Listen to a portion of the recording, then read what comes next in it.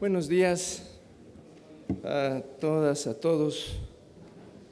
Empezamos puntuales justo con las campanadas de la catedral y darles la bienvenida a esta conferencia de la Contraloría titulada El Sistema Nacional Anticorrupción y áreas de oportunidad para su implementación, que imparte nuestro conferencista magistral de hoy, quien es magistrado jurisdiccional consultivo del Tribunal de Justicia Administrativa del Estado de México. Le damos la bienvenida al maestro Alberto Gándara Ruiz Esparza. Maestro, bienvenido.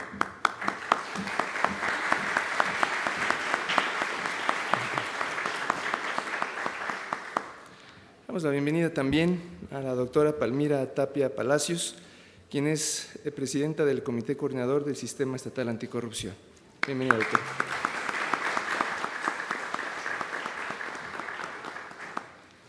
Damos la bienvenida también a José Ángel René Reza Molina, presidente municipal de Jalatlaco.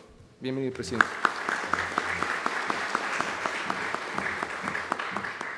Y por supuesto a nuestro anfitrión del día de hoy y de todas las conferencias que organiza la Contraloría, ya por más de 15 años, el doctor Victorino Barrios Dávalos.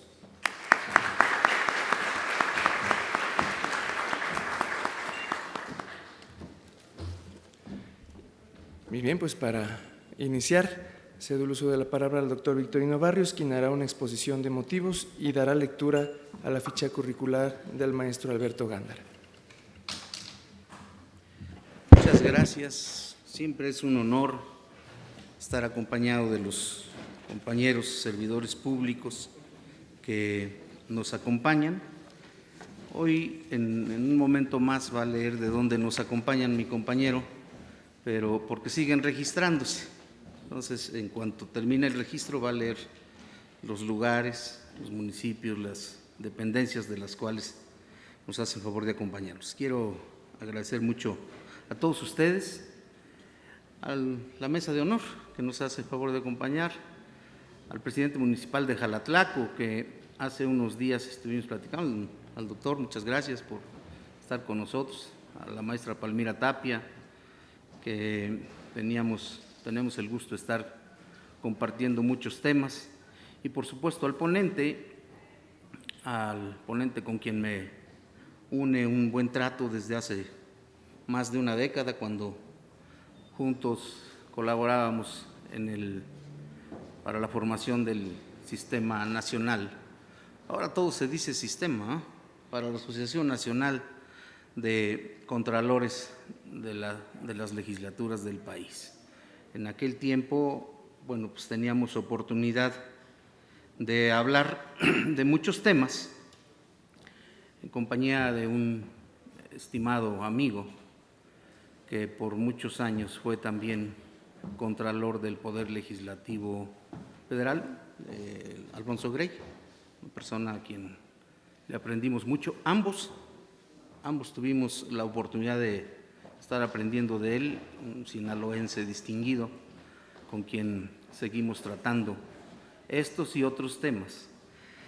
Siempre es un gusto estar con ustedes porque ahora que se están instrumentando, que se está volviendo a retomar el asunto de los sistemas municipales anticorrupción, nos encontramos pues con muchos problemas, desde que no quieren los actuales a los que venían ya no los pueden ver, hasta que los han despedido de sus lugares, algunos hasta de manera media grotesca, municipios de los que tengo conocimiento, como Coyotepec, donde los medio maltratan, como Toluca, donde yo no estoy de acuerdo en que les paguen, pero independientemente de eso, pues como tienen un equipo al que le piden información o al que le solicitan desempeño, y bueno, pues no se les da la oportunidad, como que a los ayuntamientos le tiene muy preocupados la formación de los sistemas municipales anticorrupción, por un lado. Por otro lado, tenemos a los ayuntamientos que también no solo los han tratado mal, a a los integrantes, sino que no les dan ningún reconocimiento y además no les permiten casi nada. Entonces, así como a escondidas, muchos integrantes de los comités municipales han venido a vernos y a decirnos cómo pueden instrumentar una política municipal anticorrupción. Y también encontramos lugares donde les piden información a los del sistema municipal anticorrupción y estos no tienen nada, ¿no? Ayer estaba yo en Ecatepec y les han solicitado, me mostraron documentación donde a los del sistema municipal que venían funcionando les han pedido hasta un informe y no existía nada, ni contestan. Entonces, como que se necesita un ajuste de tuercas ahí para que o se instalan los sistemas municipales anticorrupción o de plano se busca otro mecanismo alterno, porque de entrada los sistemas municipales, y expuse esto hace unos días, hace unos meses, en Mocorito, Sinaloa, y digo, cuando se habla de participación ciudadana, los comités de participación ciudadana, se entiende como que no tienen salario, como que son ciudadanos, ¿verdad? Ciudadanos interesados, pero a veces ni eso les permiten ser, ¿no? Entonces, cuando empiezas a pagar en un ayuntamiento, en una institución de gobierno, porque haya participación ciudadana, las cosas se tergiversan. Y eso va modificando el actuar de unos y otros. No es un empleo. Ser del sistema municipal anticorrupción no es un empleo, salvo para los que ya lo tienen, como es el caso del Contralor, como es el caso del de la unidad de información. Y entonces tenemos un problema ahí muy fuerte, una integración que con trabajos anda más allá del 30%, ¿no?, en el Estado, y el otro 70% no se sabe qué pasa. Una integración en donde, para empezar, si llevamos a la votación un tema al interior del sistema municipal anticorrupción, pues el ciudadano está perdido, porque nomás tiene un voto, uno del Contralor y otro el de la UIP, o el de la Unidad de Información. Y entonces, 2-1, ¿cuándo va a tener oportunidad el que preside el sistema de imponer un tema? Ni siquiera para discusión. Entonces, eso está preocupante. Hay ayuntamientos que están interesados y una de las propuestas que les hemos hecho es que verdaderamente se ciudadanice el sistema municipal anticorrupción, sino como nos vamos a enterar de muchas cosas. Pero luego encontramos con que el presidente o la presidenta tiene problemas porque no quiere integrar ninguna propuesta, no quiere proponer. Bueno, estamos encontrando casos verdaderamente difíciles en donde no pasan los exámenes para la certificación, pero siguen ahí. Y cuando les va uno a poner la sanción, piensan que no se las va uno a poner, ¿no? Algunos me llegan a decir, pues eso quiero verlo, a ver si un diputado no les va a ayudar, ¿no? Al diputado le vamos a iniciar procedimiento por andar traficando con sus influencias. Y más vale que le vayan pensando, porque si no, no estamos jugando a la administración pública municipal. O las cosas se hacen o las cosas tendrán su sanción, lo que deje de hacerse. Entonces, pues es un mensaje para los miembros de los ayuntamientos, ¿no? Tampoco anden de exigentes queriendo aumento de salario por aprobar porque ya ven que se encuentra uno de todo. Luego quieren como que un incentivo para aprobar al tesorero, al secretario. No les resbala la pluma, como decía Octavio Paz, ¿no? No. Cuando se pierde la sintaxis, ese pueblo está al borde de la corrupción, decía Octavio Paz. Entonces, hay que tener mucho cuidado.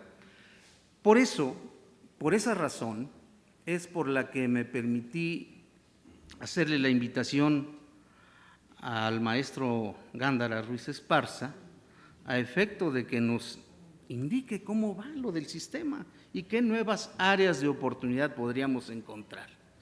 Porque a mí en lo particular se me hace muy difícil luego llegar a imponer una sanción. Apenas estamos imponiendo las primeras sanciones a partir de que se inició el sistema, porque ahora tiene pues muchos medios de impugnación, muchas formas de pedir el recurso, de revisión, ¿no?, de queja, hasta los amparos.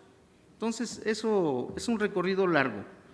Pues yo le pedía al maestro Gándara que nos hiciera favor de explicarnos, porque sé que es una persona muy experimentada en esto.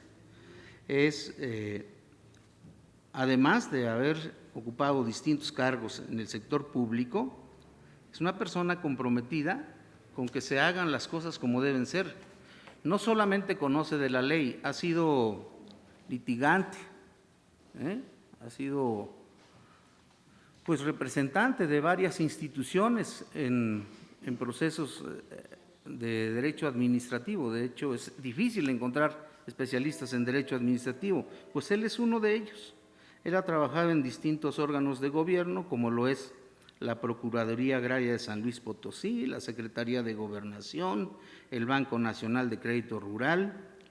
En cuanto a órganos de control interno, que es donde tenemos conocimiento de una mayor especialidad, ha sido auditor especializado en la dirección de quejas, denuncias y responsabilidades de la Secretaría de Agricultura, fue jefe del departamento, por allá él andaba por allá en los 30 años, menos, 20, como decía el clásico, menos como 50, ¿no? Allá a los 22 años ya estaba trabajando en derecho administrativo. Ha sido profesor de posgrado en diversos temas del derecho administrativo y nos conocimos cuando era el director general de quejas, denuncias e inconformidades, toda el área de responsabilidades en la Cámara de Diputados del Congreso de la Unión en 2009.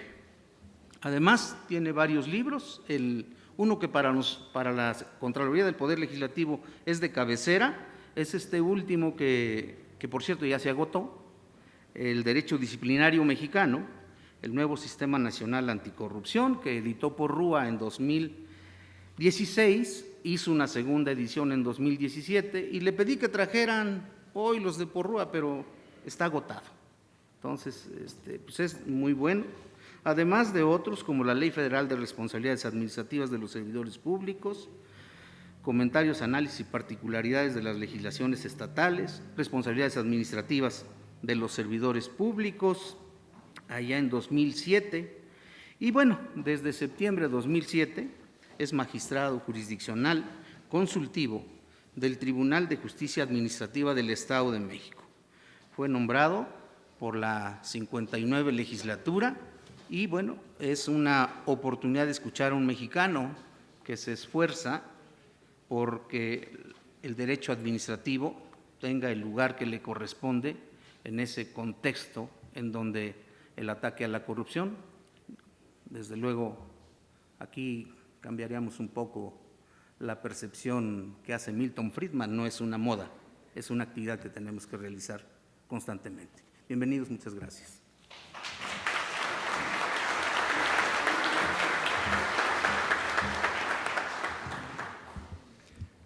Agradecemos mucho al doctor Barrios su exposición de motivos y aprovecho para dar la bienvenida al maestro Efraín Rojas Dávila, presidente del Instituto de Administración Pública del Estado de México. Bienvenido, maestro.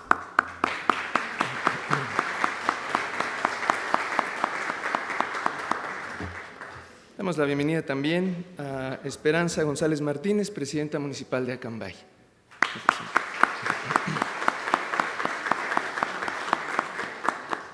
Damos la bienvenida también a Laura González Martínez, presidenta municipal del municipio de Chapultepec.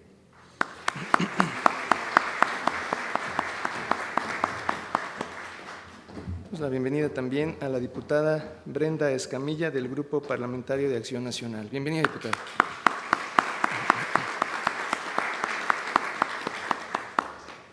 Damos la bienvenida también a todos los compañeros servidores públicos del Gobierno del Estado que nos acompañan el día de hoy, en particular de la Secretaría de Desarrollo Agropecuario, las Secretarías de Educación, de Medio Ambiente, de la Secretaría General de Gobierno, de Finanzas, de la Fiscalía General de Justicia, de la Comisión de Derechos Humanos, así como también del ICEMIM.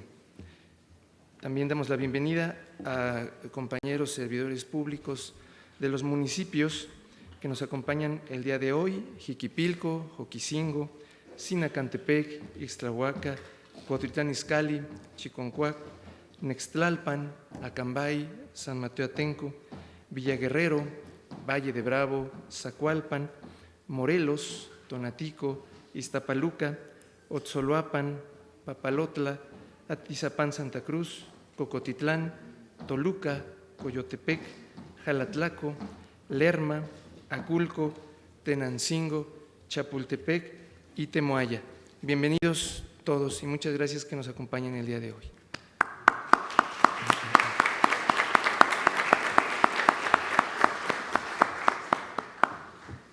La convocatoria rebasó la logística y la expectativa, entonces a las personas que todavía no tienen una silla les rogamos paciencia. Vamos a procurar que tengan una silla los que están allá atrás para que puedan cómodamente participar de la conferencia. Y bueno, también dar la bienvenida a estudiantes de la Universidad Autónoma del Estado de México y del Instituto Universitario del Estado de México, y también a los compañeros servidores públicos que nos acompañan del Poder Legislativo, de la Contraloría, del Órgano Superior de Fiscalización. Bienvenidos todos, y ahora sí cedemos el uso de la palabra al maestro Alberto Gándara. Muchas gracias.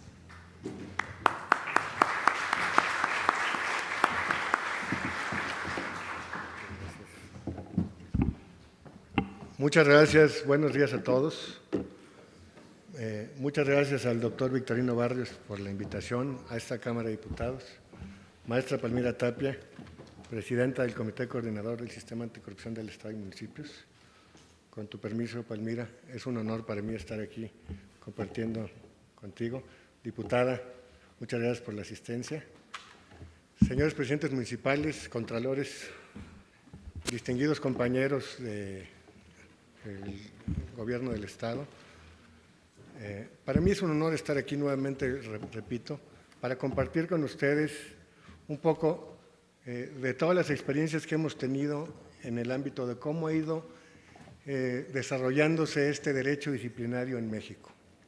Para dar un contexto de dónde estamos parados ahorita, quisiera yo darles algunos antecedentes rapidísimo de cómo ha ido evolucionando este sistema de responsabilidades en los últimos años, para que ustedes dimensionen en dónde estamos parados ahorita.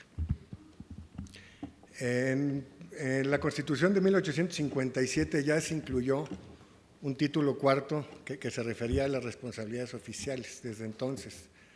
Sin embargo, pues todavía no estaba generado un sistema de responsabilidades como tal. Este mismo título se retoma en la Constitución de 1917, que es lo que ya conocemos como el título cuarto, que ha tenido varias modificaciones, incluso hasta en su título, y que no fue hasta 1940 que se crea la primera ley de responsabilidades de los servidores públicos. En esta ley de 1940, por primera vez se intenta regular esta responsabilidad, pero todavía no se logra darle un contexto claro, pues. Y fíjense, desde 1940 y hasta 1980 rigió esta ley. Fueron prácticamente 40 años con una ley de responsabilidades que intentó reglamentar este título cuarto constitucional. En 1980 se crea una nueva ley para intentar sustituir a la ley de 1940, después de 40 años. Esta ley de 1980 no duró mucho, pues en 1982 se crea lo que ya muchos de nosotros, por la edad que tenemos, conocemos como el sistema de responsabilidades de los servidores públicos.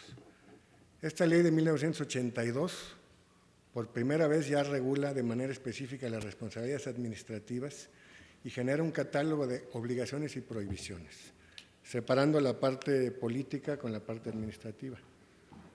En las leyes anteriores, las faltas eran muy equiparables a los delitos. Eran prácticamente faltas oficiales y estas faltas oficiales prácticamente se convertían en delitos. Vamos a ver y ya se imaginarán ustedes a qué voy, puesto que el nuevo régimen prácticamente también está retomando esta parte con el tema de las faltas graves.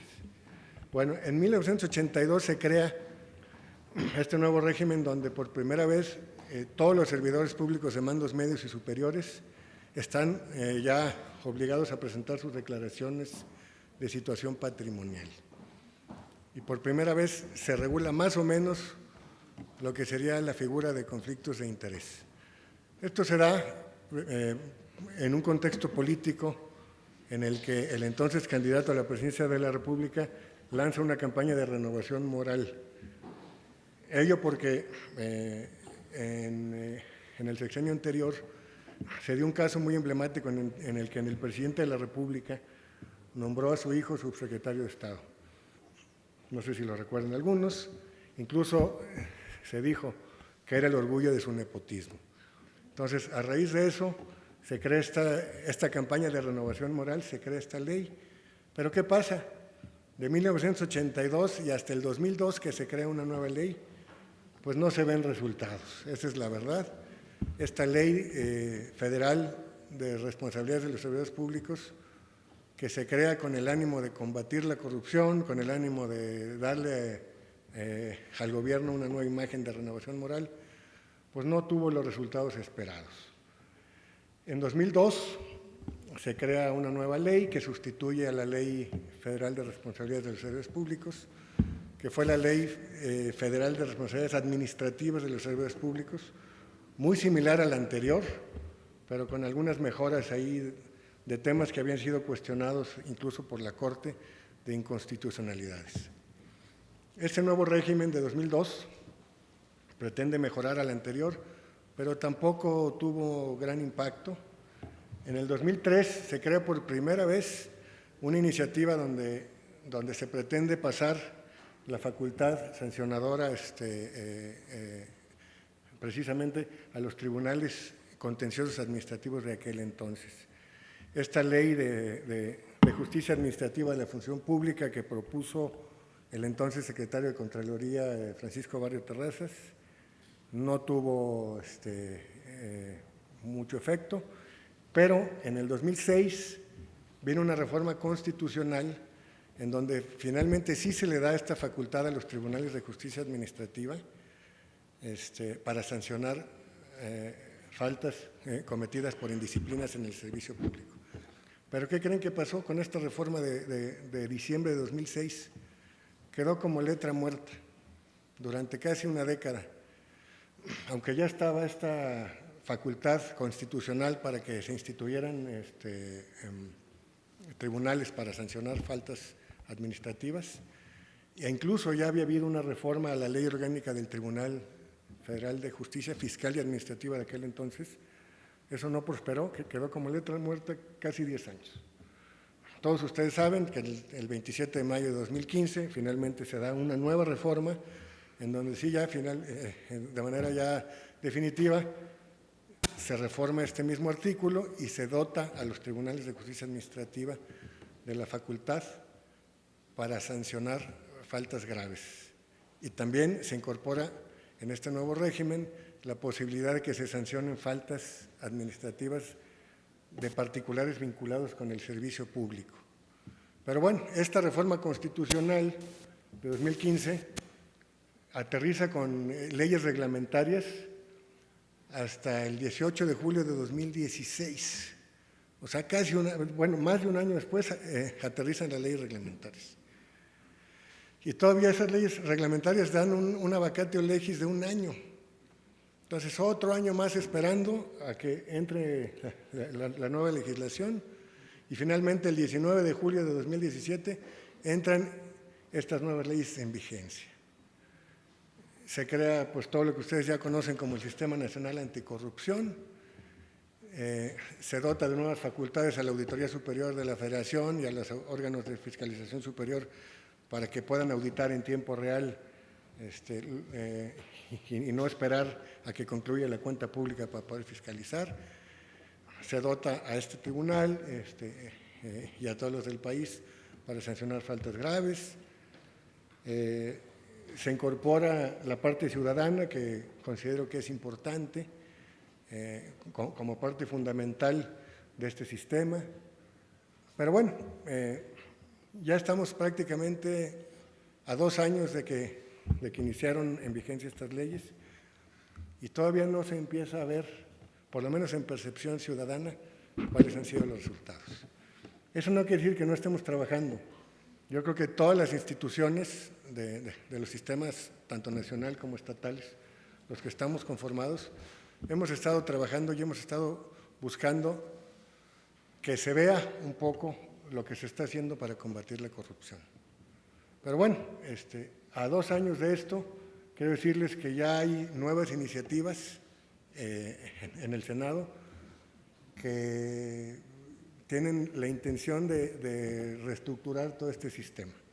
Entonces, imagínense, todo lo que hemos esperado como ciudadanos para ver resultados y la lucha que hemos hecho, todas las autoridades que hemos estado de alguna manera involucradas para que este sistema anticorrupción funcione, a lo mejor pues vienen cambios a las leyes generales, a las leyes federales, que van a impactar también en todo el país.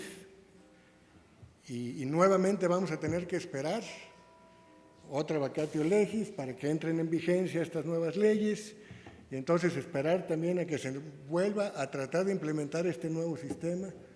Creo que México no necesita más leyes, necesita voluntad política, voluntad de los funcionarios que estamos involucrados en esto para poder instrumentar el combate a la corrupción de manera efectiva. Pero bueno, en el ámbito disciplinario no nada más es el combate a la corrupción. En mi caso, por ejemplo, pues yo llevo muchos años en el estudio del derecho disciplinario como tal, y el derecho disciplinario no necesariamente está vinculado con los hechos de corrupción, también está vinculado con el sancionar conductas irregulares en el servicio público. Y no todas las conductas irregulares en el servicio público son corrupción, ¿verdad? Creo que eso es donde todos, tanto funcionarios como ciudadanos, debemos de establecer la diferencia. No todas las irregularidades que cometen los servidores públicos son corrupción. Hay muchas irregularidades que se cometen por desconocimiento de la norma, hay muchas irregularidades que se cometen porque no tuvieron el acompañamiento de una Contraloría preventiva y que se cometen pues o por negligencia o por impericia, pero no se cometen con mala fe, pues. Entonces, este derecho disciplinario mexicano regula esas dos partes, las faltas disciplinarias y también lo que ahora le dicen faltas por hechos de corrupción, que sería pues lo que ahora están etiquetando como faltas graves, ¿verdad? Pero si ustedes leen la Ley General de Responsabilidades Administrativas, en ningún lado hablan de hechos de corrupción, hablan de faltas administrativas graves. Entonces, este tema de la corrupción es más bien un tema de impacto social, no es un tema que tenga que ver con la sanción disciplinaria como tal. Pero bueno, ¿cuáles son los problemas que estamos enfrentando ahorita? En el día a día, todos los que son contralores, todos los que estamos operando el Sistema Nacional Anticorrupción, ¿qué estamos enfrentando? Pues una ley general y leyes estatales que son espejos de la ley general, unas no tan espejos, otras con algunas particularidades. Acabo de estar en Jalisco hace 15 días y en Jalisco tienen una ley mixta, una ley de responsabilidades que se refiere a la ley general en algunos aspectos, pero regula otros aspectos a nivel local que rompen un poco con el esquema general. Entonces, la primera área de oportunidad que podríamos tener para valorar cómo está funcionando este sistema es si debemos tener una sola ley general de responsabilidades para todo el país o si las entidades pueden o deben generar sus propias leyes locales alineadas a la ley general. Y esto se los digo porque, bueno, pues hay quien dice que una ley general que impacta en todo el territorio pudiera ser violatoria al esquema del 115 constitucional, ¿no? Pero hay también quien dice que si no se hace una ley general y que de ahí parta todo lo demás, entonces vamos a volver al régimen anterior, en donde el derecho disciplinario era difuso, había muchísimas leyes que regían el servicio público. Y el servicio público es único, si ustedes están de acuerdo conmigo, si está uno trabajando en la federación, en un estado, en un municipio, en el poder legislativo, en el poder judicial, el servicio público es único, independientemente en el ámbito o en el orden de gobierno en el que estemos trabajando. El servicio público es único y debe estar regulado por las mismas reglas del juego, para que si yo estoy en un ámbito tenga las mismas obligaciones y prohibiciones que en otro ámbito, ¿verdad? Entonces, la primera interrogante sería, precisamente, voy a avanzar todo esto para poder irnos ya a los retos, porque pues todos ya conocen, toda esta parte ya la conocen, los operadores, los contralores de los municipios, los que estamos prácticamente involucrados en el sistema, ya conocemos toda esta parte, entonces vámonos mejor directamente a lo que son los retos, las áreas de oportunidad. Entonces, estas son mis propuestas y las dejo sobre la mesa, son propuestas personales. Creo que es un tema de mucho debate, es un tema que lo tenemos que someter a un debate de altura, a un debate incluso de parlamento abierto, en donde todos los que estamos involucrados en estos temas podamos participar dando nuestros puntos de vista para poder lograr una propuesta de reformas a la ley que fortalezca el régimen de responsabilidades y que finalmente se pueda tener legislación que sirva no solo para castigar los actos de corrupción, sino para castigar las indisciplinas en el servicio público. La segunda interrogante es, debemos simplificar el procedimiento de responsabilidades para hacerlo más expedito y aclarar conceptos y plazos que están confusos e indefinidos. Ya lo decía el señor Contralor, el doctor Victorino Barrios, que los nuevos procedimientos tienen sus complejidades. Antes teníamos una ley en donde nuestros procedimientos eran sumarios, era todo, pues prácticamente en una sola audiencia, se desahogaban pruebas y se resolvía. Y aún así, los procedimientos, a veces por las cargas de trabajo de los órganos internos de control, se tardan hasta 2 o 3 años en resolverse. Ahora con el nuevo procedimiento tenemos incidentes, tenemos la posibilidad incluso de que quien haya presentado la denuncia pueda interponer toda clase de recursos, porque ahora ya en nuestra nueva legislación el denunciante es parte, ya es parte, entonces todos los actos que se emitan dentro de la investigación o el procedimiento que no le acomoden o que no le satisfagan al denunciante los podrá impugnar.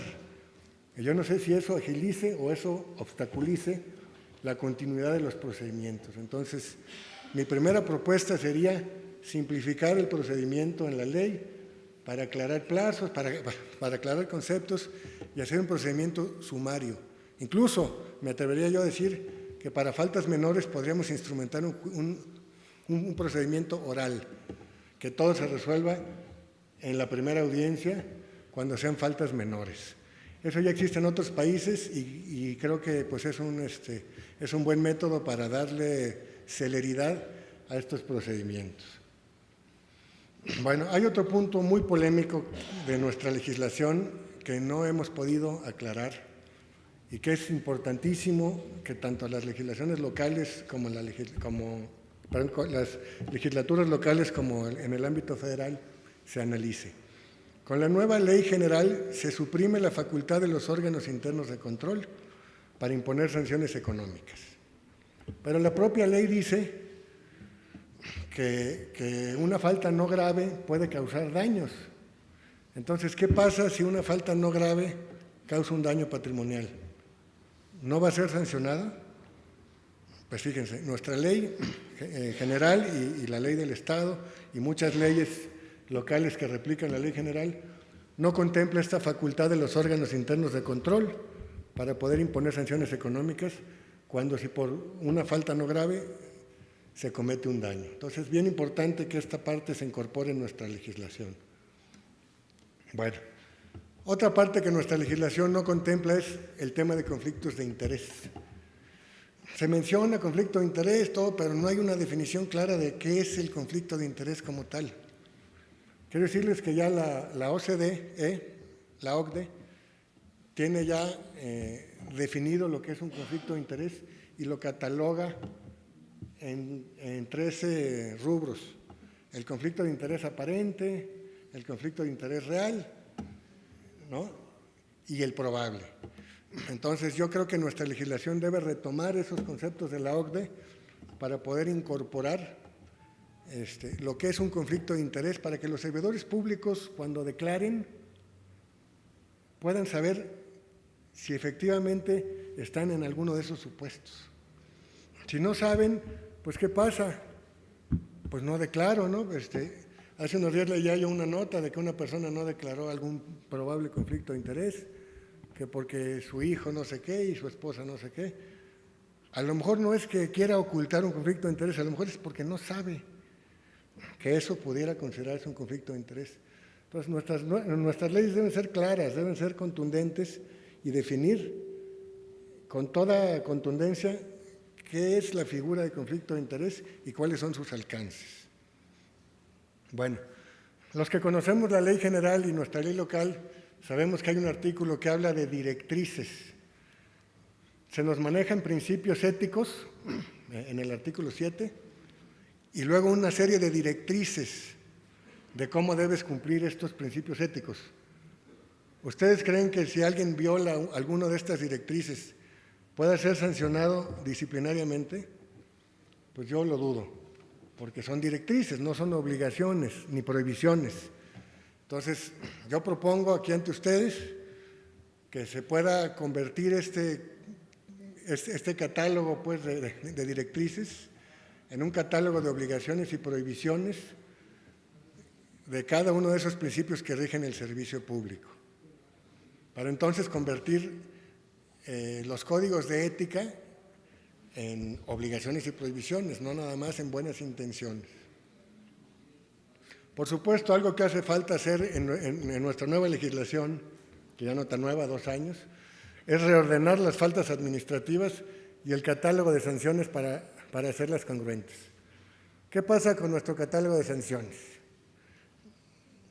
Se duplican sanciones para faltas no graves y para faltas graves. ¿A qué me refiero? Por una falta no grave, un servidor público puede ser hasta destituido e inhabilitado. Desde mi punto de vista, creo que esto es algo incongruente. Si es una falta no grave, se me hace un exceso que un servidor público pueda ser suspendido o hasta destituido de su cargo, al menos de que ya tenga reincidencia, ¿no? O sea, de que ya haya una reincidencia manifiesta. Entonces sí se justificaría que varias faltas no graves pudieran dar lugar a una destitución. De lo contrario, una falta no grave pues no daría más que para una suspensión. Desde mi punto de vista muy personal y bajo la perspectiva que tengo por los años laborados en órganos internos de control, en áreas jurídicas y también como litigante y ahora en este tribunal. Entonces, desde mi perspectiva, hay que recatalogar ese catálogo de sanciones para que las faltas graves sí sean sancionadas con destitución e inhabilitación hasta por 20 años.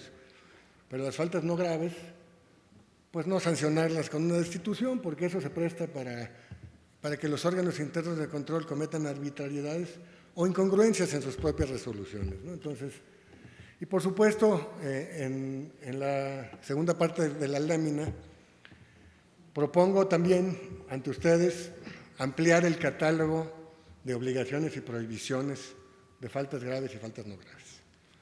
Creo que tenemos muy pocos supuestos, quedaron muy acotados. Hay una diversidad de conductas en el servicio público que pueden quedar no encuadradas dentro de algunos supuestos legal, y yo creo que hay muchísimas áreas de oportunidad para ampliar este catálogo de faltas no graves y para ampliar el catálogo de faltas no graves también. Ahora, también es bien importante que una falta no grave pueda convertirse también en grave. Nuestra legislación dividió las faltas no graves y las graves y las separa de manera tajante.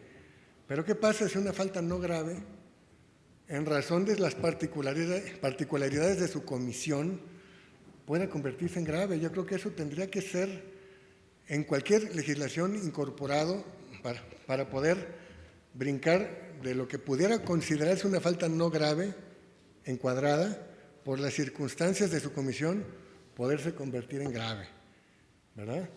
Y bueno, en cuanto a las faltas graves, como ustedes saben, nuestros legisladores equipararon las faltas graves a delitos. Y esto, para efectos del derecho disciplinario, pues no es sencillo, es muy complicado. Nos obliga a los operadores disciplinarios a utilizar técnicas del derecho penal en el derecho administrativo, y eso no es lo más adecuado. El derecho disciplinario es autónomo, tiene sus propias reglas. Los tipos de faltas administrativas históricamente han sido tipos abiertos y los tipos penales son tipos cerrados. Entonces, con este nuevo esquema restrictivo, prácticamente se nos obliga a tipificar como si fuera un delito una falta administrativa. Y no solo eso, quiero decirles que también implica una cuestión muy polémica y muy debatible con el tema del non bis in idem. Porque si yo como servidor público voy a ser sancionado administrativamente por un cohecho que tiene ciertos elementos y luego en el ámbito penal se me va a pretender poner una pena por un delito de cohecho y resulta que la descripción del cohecho es muy parecida o casi idéntica en el ámbito administrativo y en el penal, pues pudiera prestarse a muchas cuestiones, ¿no? Entonces, mi propuesta es trasladar estos tipos penales, tipos administrativos penales, a faltas administrativas, quitarles la denominación de cohecho, peculado, bla, bla, bla, y modificar la redacción de estos tipos de faltas graves para darles el contexto de falta administrativa, no de delito. Y eso es relativamente sencillo, no es tan complicado. Hay que trasladarlo en prohibiciones, abstenerse de hacer tal cosa, ¿no? Entonces le quitas el contexto de delito y lo haces falta administrativa para no equipararlo a delito. Esto ya se los dije, es importantísimo incorporar la posibilidad de que las faltas que están consideradas como no graves se puedan trasladar como graves de acuerdo a las características de su comisión. Otra de las propuestas que yo les haría aquí, para someterlas a su consideración, es que sea una sola autoridad la que deba sustanciar el procedimiento en todas sus etapas. Como ustedes saben, en la actualidad, para faltas no graves, las contralorías son investigadoras y sustanciadoras en una primera parte del procedimiento y después ya turnan el expediente al Tribunal de Justicia Administrativa. Yo creo que lo idóneo es que todo esto se lleve a cabo por una sola autoridad y yo, desde mi punto de vista, les quiero decir que debe ser jurisdiccional esa autoridad. ¿Por qué? Porque es una tendencia internacional. El ius punendi y en los tratados internacionales de hace muchísimos años, de hace 50 años, está previsto que tiene que ser un juez el que te imponga una sanción de esta naturaleza. Entonces, creo que la tendencia debería de ser que esta facultad sancionadora estuviera en algún tribunal de manera completa. Por ahí hay una iniciativa que está en el Senado en el que se está proponiendo regresar la facultad sancionadora toda a las contralorías. Yo les pregunto aquí a los contralores municipales, ¿tienen la capacidad ustedes para sancionar todas las faltas administrativas? Y yo le preguntaría incluso al ámbito federal. Yo vengo de ahí y conozco desde adentro las hebras de la Secretaría de la Función Pública y de las Contralorías, y sé muy bien cuáles son sus carencias y cuáles son sus debilidades. Y créanme, regresar la facultad sancionadora a las Contralorías internas no creo que resuelva el problema, sino todo lo contrario. Si hoy por hoy están atorados los procedimientos, como está concebida nuestra ley, si se regresa esta facultad a las Contralorías, yo dudo mucho que se logre un combate efectivo y oportuno a la corrupción y a las faltas administrativas. Y bueno, otro punto bien importante que no tenemos y que no hemos logrado tener y otros países sí tienen. ¿Por qué no tenemos un catálogo de obligaciones y prohibiciones de los servidores públicos del Poder Judicial? ¿Por qué discriminamos al Poder Judicial en el régimen de responsabilidades? Y no es nada contra el Poder Judicial del Estado ni contra el federal, pero, insisto, el servicio público es el mismo. Somos un solo servicio público independientemente en el ámbito en el que estemos. Entonces, yo creo que el Poder Judicial en general no debe tener un capítulo especial y debe estar sujeto totalmente al régimen de responsabilidades de los servidores públicos. Este es un punto también importante.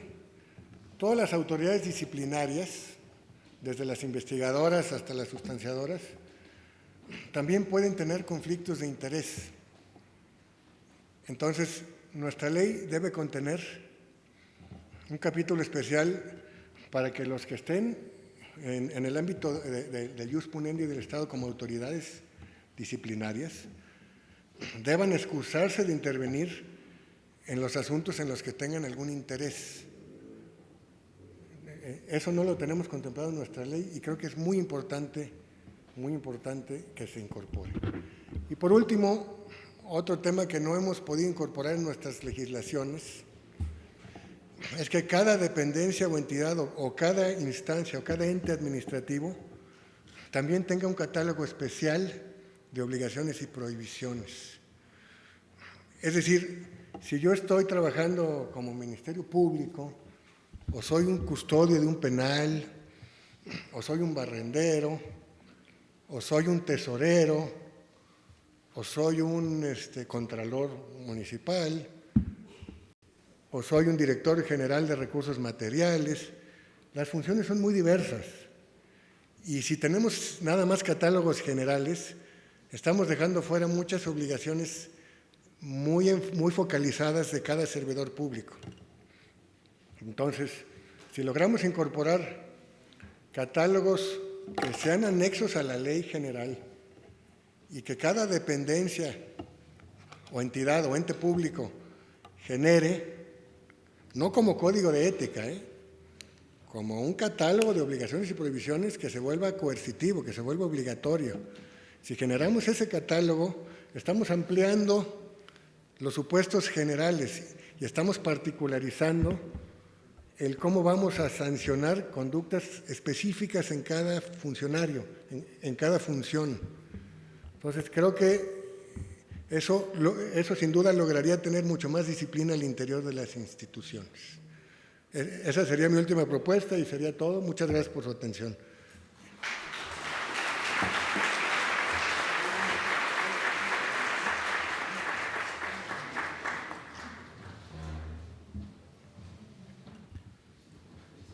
Agradecemos mucho la exposición del maestro Alberto Gándara y vamos a pasar, como siempre en las conferencias, a la ronda de preguntas y respuestas, cuyo moderador de las mismas será el doctor Victorino Barrios. Vamos a pasar a las preguntas. Bien. Es importante.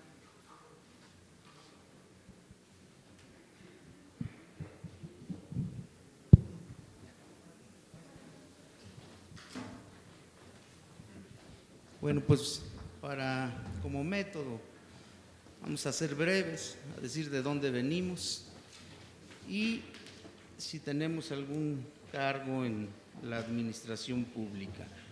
Solo unas cuestiones antes de que empecemos con las preguntas. La verdad es que Alberto Gándara ha puesto, pues, lo central en la discusión. Los órganos de control tenemos capacidad para hacer el procedimiento administrativo completo, para imponer las sanciones. En algunos casos se ha dificultado en los municipios no solo poner una secretaria, sino que solamente existe el contralor solito.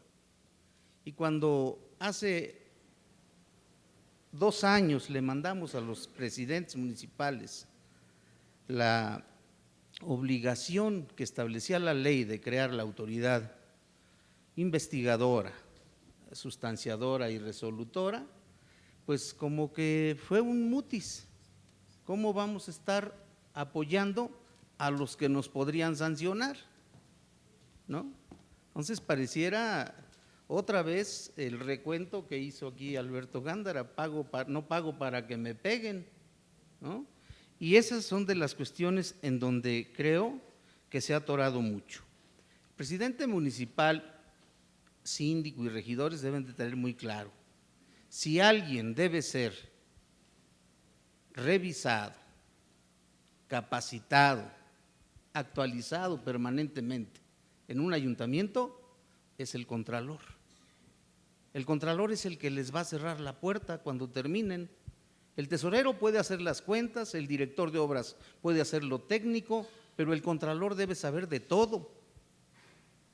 Y muchas veces lo tienen como si fuera su empleado de segunda categoría. Y no saben el problema que les causa al finalizar la administración, porque la dificultad para sus ayuntamientos no es el primer, segundo y tercer año, cuando andan correteando que el FEFOM, que el FISM, que las participaciones, no. Sus problemas fuertes son cuarto, quinto y sexto año, cuando ya en algunos casos ni acceso a la información que dejaron o que supuestamente dejaron tienen acceso. Entonces, eso es lo que hay que cuidar. Solo decirle a Alberto Gándara que ha puesto pues el dedo en la llaga, porque pues, el catálogo de sanciones, sí, como si fuera un tipo penal, ¿no? Como si fuera un tipo penal.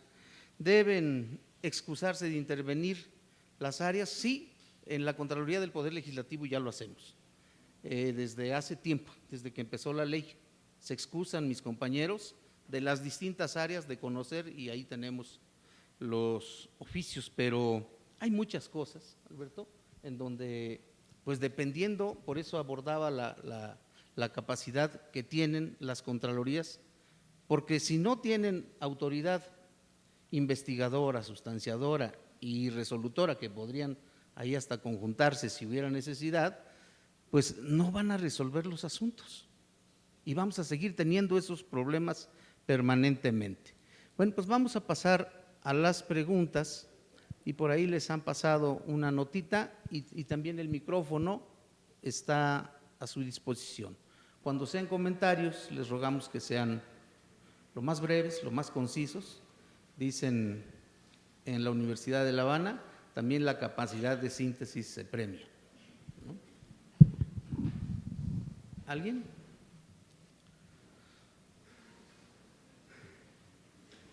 Hay varios. Ahí está el micrófono.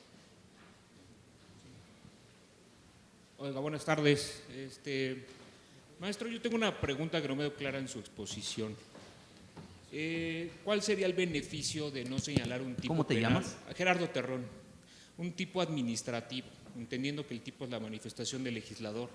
Es una conducta típica jurídica que usted debe saber mucho más que yo estoy pues, muy joven. ¿No es más eficiente? Pues sí, ¿no? Pues es lo obvio, desde luego, la preparación. ¿No sería más eficiente señalar esa conducta de manera administrativa? Es decir, que el titular del órgano pueda decir, pues sí, fue una conducta jurídica, antijurídica, típica, punible. ¿No es más sencillo, digo, desde su experiencia? Porque pues escuché también con atención al doctor Victorino, y también señala la misma tesitura, ¿no es más fácil un tipo administrativo para poder señalar y configurar la conducta? Gracias. Sí, gracias. Gracias por la pregunta. Mira. Perfecto, sí, ¿Qué perdón. sigue? Perdón, se me Pero déjame pasó ahí. anotar porque si no Vamos a se me hacer olvida. grupos de 3 porque ya estaba preparándose para decir que es muy joven. Bien. ¿Quién sigue el micrófono allá? Ya. Adelante. Buenas tardes a todos. Mi nombre es Alma América Rivera Tavizón, primer síndico de aquí de Toluca. Dos preguntas específicas en la integración de los comités de anticorrupción. Se menciona que tienen que ser ciudadanizados. Nosotros como servidores públicos o representantes populares tenemos que estar a la vanguardia y en coordinación con los ciudadanos para poder ser evaluados por los mismos ciudadanos. Mi pregunta concreta es si los comités anticorrupción recibieran una percepción o salario, ¿no pasan a ser servidores públicos también? Si fuera afirmativo, la segunda pregunta sería, entonces, ¿quiénes estarían dándole seguimiento a las actividades y acciones de estos comités anticorrupción? Y para aclararle también al doctor Barrios, en Toluca no es que no se les den las facilidades al comité anticorrupción, hemos sacado 2 veces la convocatoria. El problema que vemos es que como es honorífico, no ha habido quien se anote para sustituir al que nos falta dentro del comité. Muchas gracias. Una tercera pregunta. Ya está. Una tercera persona. Sí, la tercera pregunta de las personas que están en el público. Sí, somos. Gracias.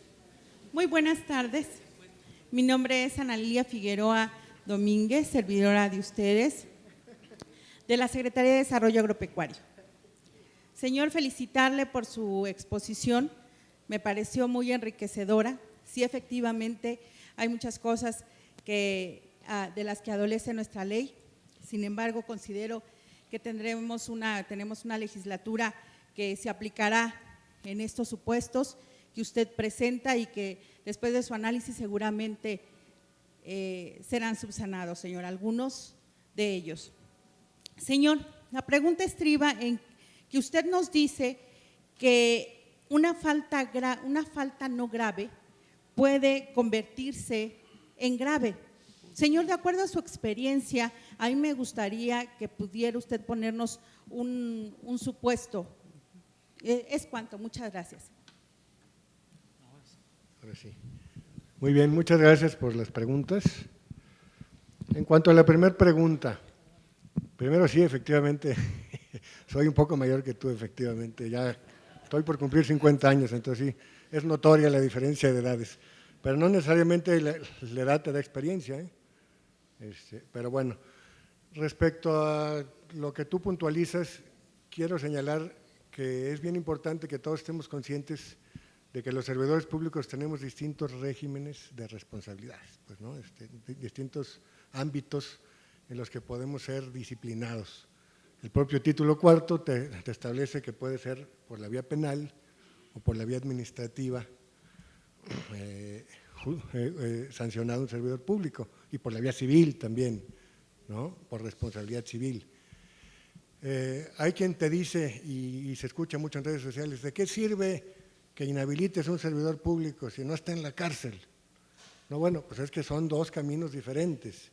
El ámbito disciplinario por eso no debe estar equiparado a delitos. El ámbito disciplinario es el ámbito disciplinario y son sanciones disciplinarias, no pueden ser equiparables a delitos las faltas porque es otro ámbito.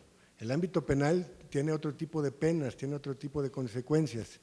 Entonces es por eso que yo hice este planteamiento de separar la parte administrativa con la parte penal, convertir estos tipos similares a penales en tipos administrativos puros y dar darles ese contexto de tipo abierto, no de tipo cerrado. Ya los encargados de la justicia penal se encargarán, pues, o se enfocarán en encuadrar o en tipificar el delito, y los del ámbito administrativo en encuadrar una falta con un contexto de carácter administrativo. Ese fue prácticamente mi punto, ¿no? Pero son temas separados, y sí considero que es mucho más fácil administrativamente encuadrar un tipo abierto que penalmente un tipo cerrado, ¿no? Es por eso que hago yo precisamente esta propuesta. En cuanto a la integración de los CPCs municipales, y el cuestionamiento de que si perciben o no un salario, eso está muy claro y muy previsto en la propia ley. Lo que cobran nuestros compañeros del CPC del Estado, y que seguramente así será replicado en los municipios, no es un salario. Ellos tienen honorarios por los servicios que están prestando. Entonces, no están considerados servidores públicos en la ley porque no están cobrando un salario, están cobrando un honorario por los servicios que prestan como ciudadanos, que yo creo que es justo que si están prestando un servicio y que están ocupando tiempo para prestar este servicio, pues puedan tener una retribución por esos servicios. Entonces, sí quiero puntualizar eso. En la ley está claro, no son servidores públicos, sí cobran, pero no cobran un salario, cobran un honorario. Y en cuanto al punto número 3, respecto a la propuesta que hago de trasladar una falta no grave en grave, se me ocurren muchos ejemplos, pero bueno, puedo dar uno. Un encargado de un almacén que se queda dormido y por esa negligencia, bueno, vamos a ponerle otro ejemplo más actual, el de la Casa de la Moneda. Aparentemente hubo negligencia en los policías que estaban resguardando estos centenarios, estas monedas, que tienen un valor de 50 millones de pesos. O sea, no es una falta grave si no se les acredita que estaban en complicidad a estos policías con los delincuentes. Pero ¿qué pasa si esa negligencia está causando un daño patrimonial para el Estado de esa naturaleza? No podemos convertir esa negligencia en una falta grave en razón de la consecuencia que tuvo esa circunstancia de omisión, que pues pudo haber sido circunstancial. Andaba distraído, me quedé dormido y pues no vi cuando pasó el señor en la cámara, etcétera, etcétera. Pero esa negligencia mía como servidor público le está causando un daño terrible al erario público.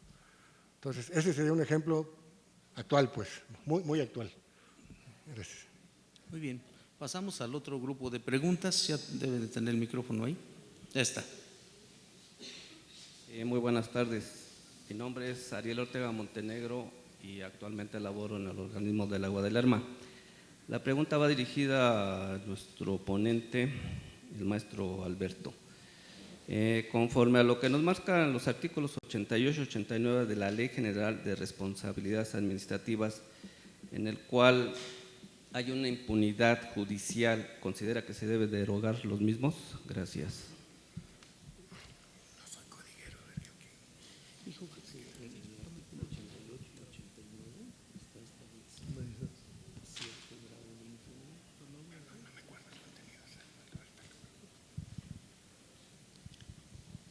¿La segunda? Sí. Permítame tantito. A ver, compañero que hizo la pregunta anterior, ¿podría reiterar la pregunta? Incluso, pues obviamente no, ningún abogado se conoce las leyes así, textual, ¿no? ¿Qué dice el artículo 88 y 89? No somos codigueros. Seguramente si me recuerdas qué dice, te puedo contestar con mucho gusto.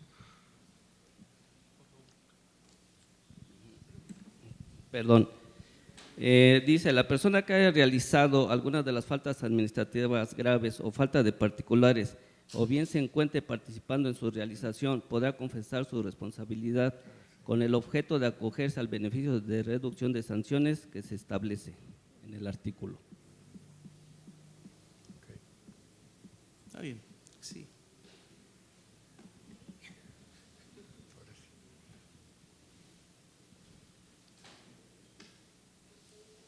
¿La segunda? ¿La siguiente? Ah, sí.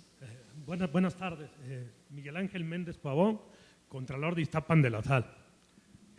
En relación al tema ¿Ah, sí?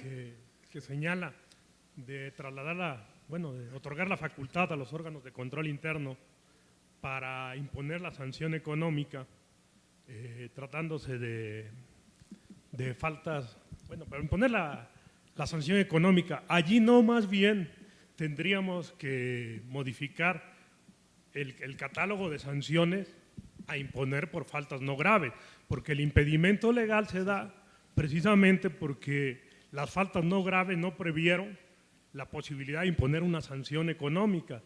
Y esto tiene que ver mucho cuando se da un daño a la hacienda municipal, porque la propia ley en su mandato legal, en el artículo 51, establece que los daños causados a la hacienda de manera negligente se deben de considerar como faltas no graves, de manera tal que no la podría en ningún caso calificar como grave y que pudiera tener una sanción económica para recuperar ese daño causado a la hacienda.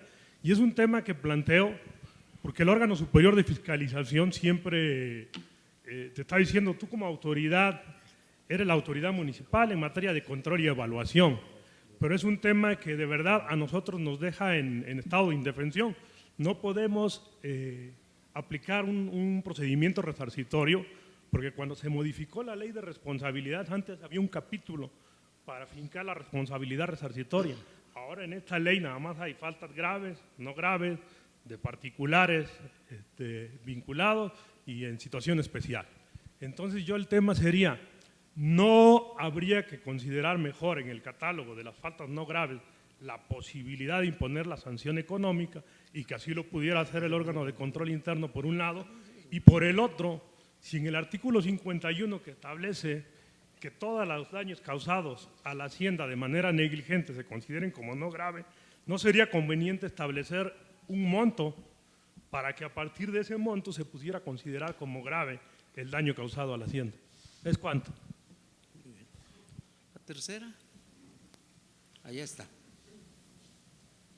Sí, muy buenas tardes, maestro. Muchísimas gracias por la ponencia. Mi nombre es Sebastián Ruiz, del municipio de Acambay, como autoridad investigadora ante la Contraloría Interna.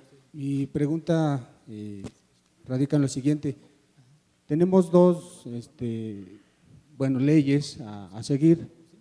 En su opinión, me gustaría que me compartiera si debo basarme en la ley general, porque en algunas razones, en algunos casos, pues lo entendemos, es una ley general, ¿no? Pero el Estado de México pues tiene la ley de responsabilidades administrativas y sí difieren en algunos casos. Entonces, por poner un ejemplo, el artículo 10, ¿no?, que dice que para servidores públicos de elección popular, dice la ley local, que será competencia exclusiva del Poder Legislativo. ¿Sí? Entonces, en algunos casos, nosotros como autoridades investigadoras, de pronto no pudiéramos darle intervención a esa investigación o en su caso, turnarlo directamente para que la legislatura del Estado conozca, y en su caso, si nuestros procedimientos se basaran más en lo que determina la ley general, no tendríamos esa situación de conflicto, ¿verdad?, de doble normatividad. Un tanto por ahí mi pregunta.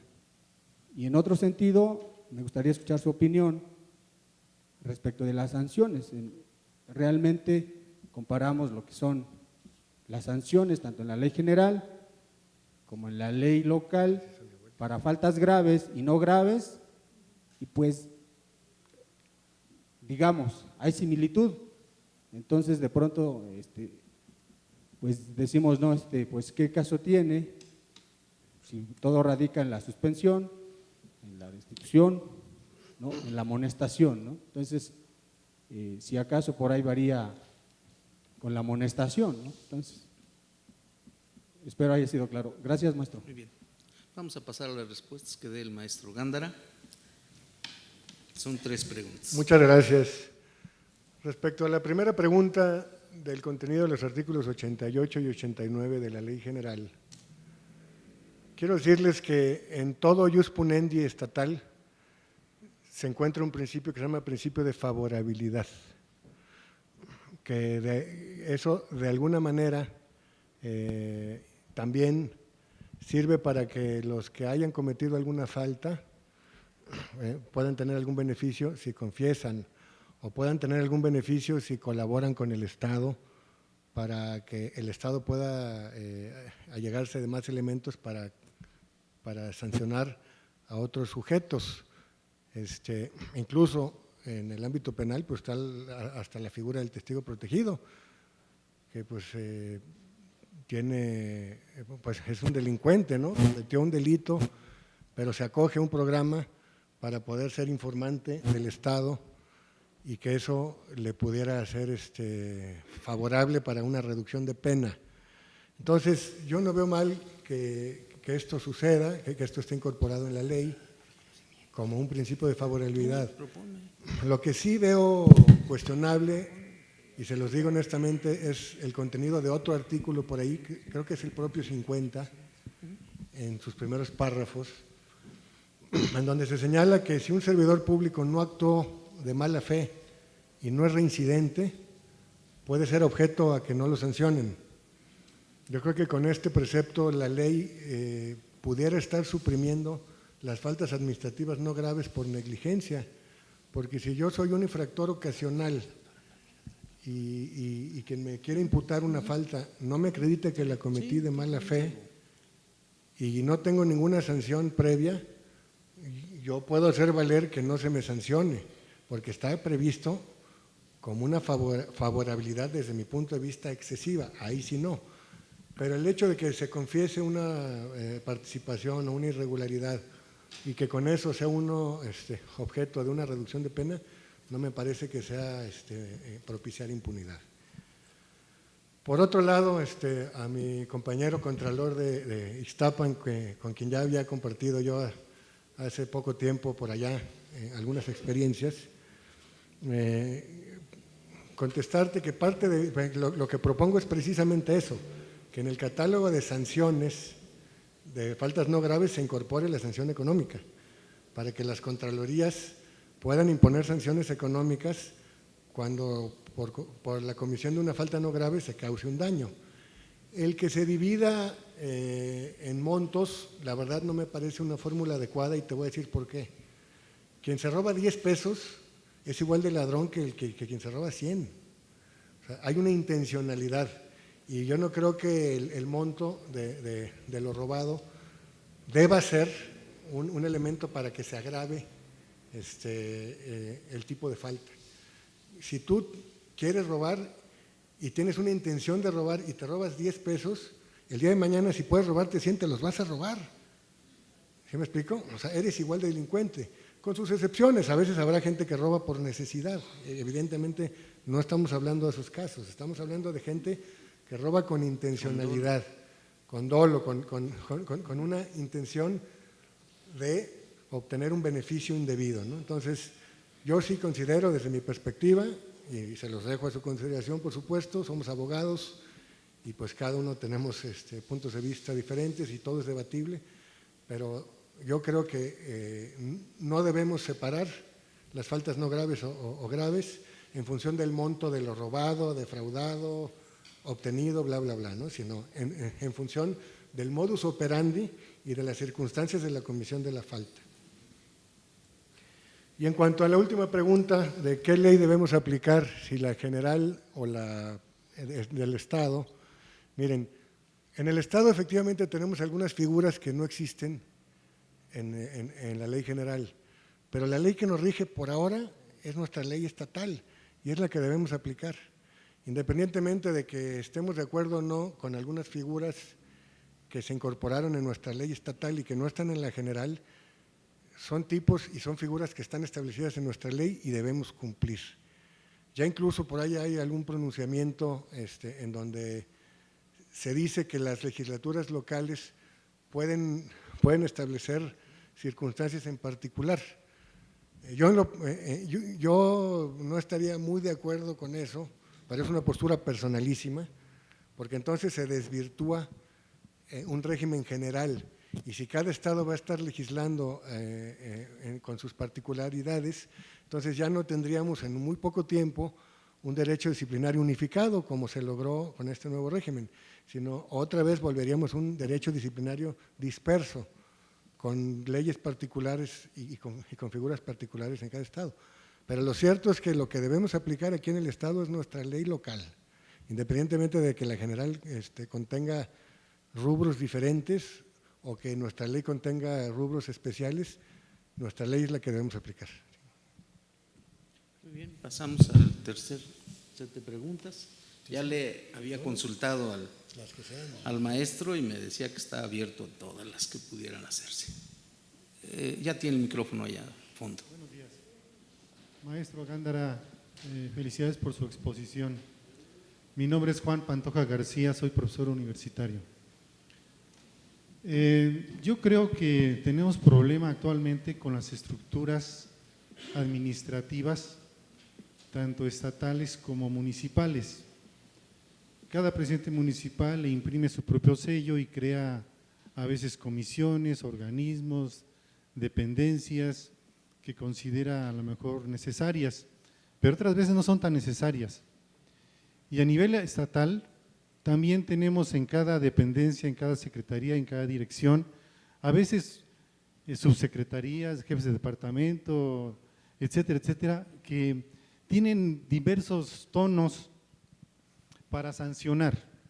Tenemos unidades jurídicas, unidades normativas, unidades legislativas, contralorías, contraloría interna, etcétera. Hay toda una diversidad, hay una modalidad muy grande a veces de órganos internos que pareciera que entre ellos se traslapan en sus funciones.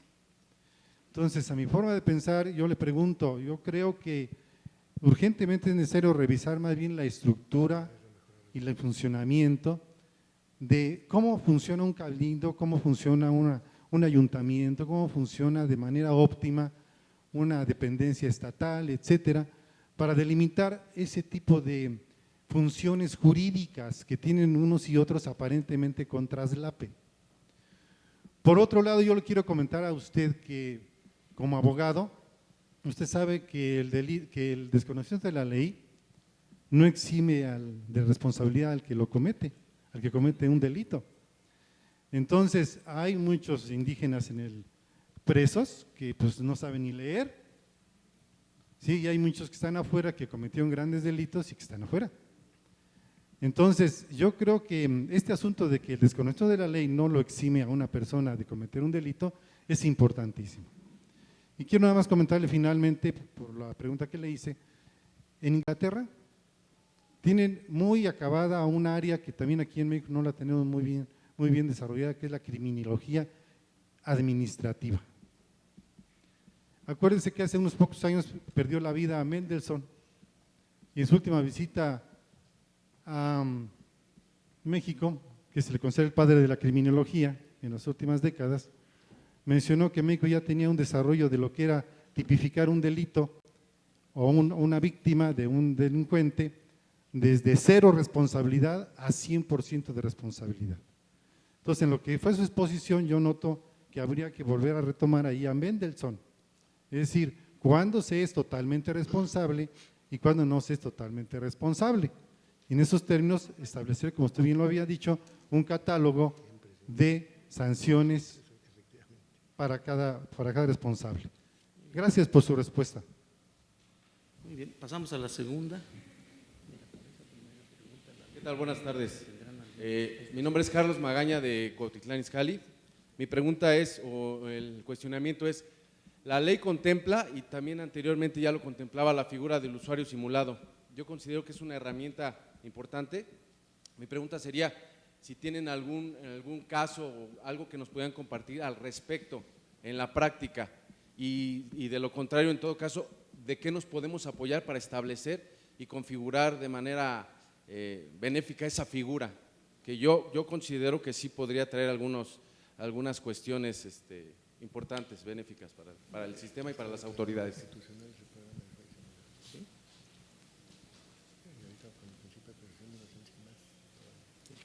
Tercera pregunta. Aquí, ya tiene el micrófono allá atrás. Muchas gracias. Buenos días, Alberto Lozano, Contralor Municipal de Temuaya. Agradecerle también al maestro Gándara su exposición. Habló usted, maestro, de un catálogo de obligaciones y prohibiciones como una propuesta personal. Yo le preguntaría, también sería una propuesta personal, hacer un catálogo de políticas públicas en materia anticorrupción.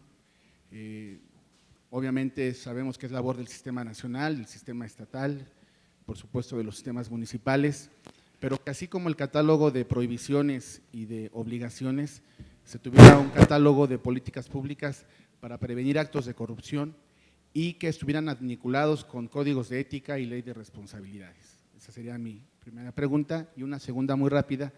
¿Cree usted que en el corto, mediano o largo plazos las contralorías municipales o los órganos internos de control pudieran, para tener total independencia y mayor imparcialidad y objetividad, depender de alguna otra instancia y no directamente en los municipios?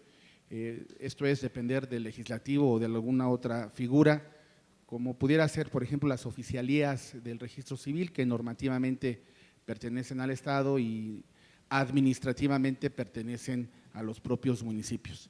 ¿Sería cuánto? Esas dos preguntas. Muchas gracias. Vamos a pasar a las respuestas del maestro Gándara. Bueno, con respecto a la pregunta que nos hace Juan Pantoja,